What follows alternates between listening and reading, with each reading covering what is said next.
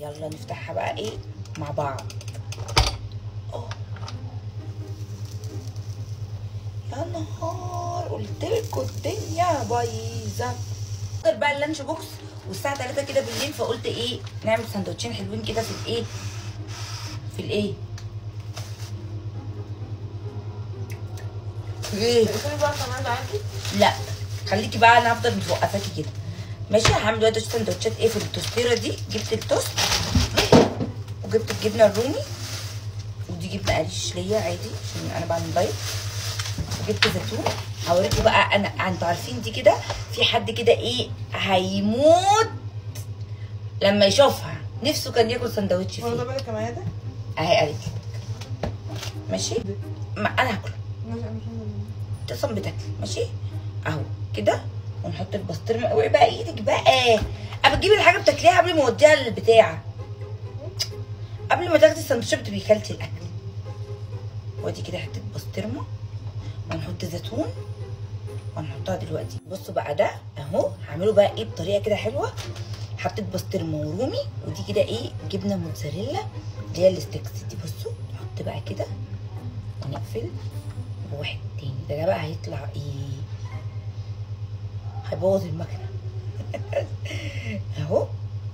ونحطه جنب اخوه كده ونقول لهم مع السلامه، ونقفل كده وقفلنا.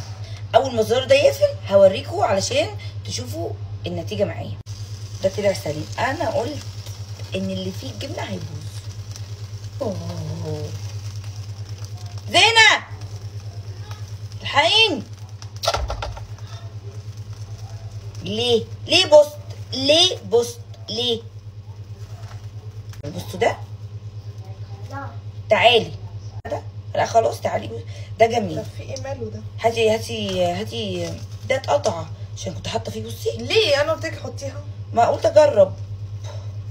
طب انت عايزه ايه دلوقتي؟ طب هاتي طبق.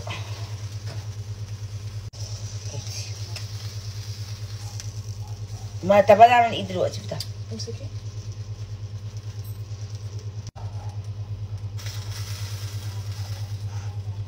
والله كان شكله لذيذ.